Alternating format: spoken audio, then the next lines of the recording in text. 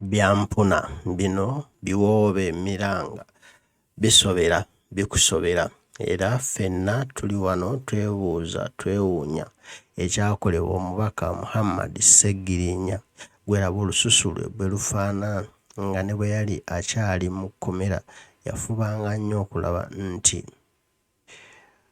tayeesembereza basajja bannakyemalira naye tayinza kumanya obutwa bumuli mu mubiri bwamukuba butya waba bumuyiira mu mmere tamanyi. Omubaka Ssegirinya Muhamade okuva lwe yava mu kkomera ajjukira situbiranga kwogera kwe wadde okumulabako mu public ebiri ofiisu oba okubaako obubaka bw'asindikira pulezidenti w'eggwanga Kyagulanyi Ssentamu Robert Bobi Wine tekitegeeza nti buli omu bw'atyo bw'atambuza emirimu gye era bw'ali wabula Ssegirinya Muhamade engeri paasipoota ye omulamuzi gye yagiwambamu ng'agamba bw'anaagimuwa Ssegirinya ajja kudduka mu ggwanga. Ssegirinya azzeeyo mu kkooti yeekubira nduulu ayagala paasipooti y'emuweebwe emuddizibwe asobole okufuluma eggwanga Uganda agende asobole okufuna obujjanjabi bamujjanjabe bamukanike adde engulu ate tukomewo tuddemu okuddukanya n'okutambuza emirimu gy'eggwanga struggle egende mu maaso. Ssegirinya ono yagendako ne omukulembeze w'eggwanga Kyagulanyi Ssentamu Robert Bobi Wine ne babiwaya ne babyogeramu era abaffe singa bwakya ku makya ne tugamba nti ekimala kimala. Twagala ensi yaffe edde mu mikono gyaffe, twagala ensi yaffe ebeerenga yeeyagaza.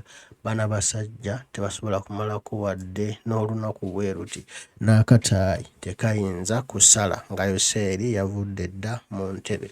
Kati bino bwe tunaakoma okusirika, bwe tunaakoma obutayogera, gye tunaakoma obutavaayo, gye tugenda okukoma okubonaabona okukaabira mu nsi yaffe, okubonaabonera mu nsi yaffe.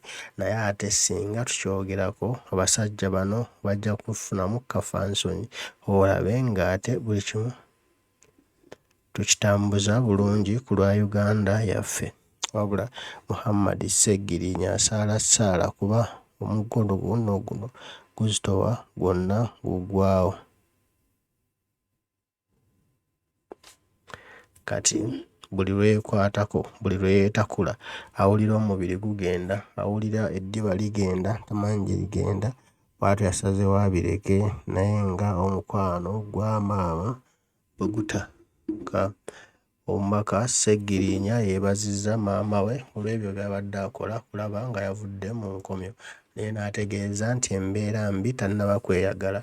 Nammwe bannayuganda ssaawa yonna agenda kuvaayo ajje ayogereko gye muli ababuulira amazima ekituufu kyekyaliwo naki ekigenda mu maaso n'ebyogerwa byonna agenda kubittaanya buli kimu kitereere nga bwe kirina okutereera era mumutegeere nga bwe mulina omumutegeera.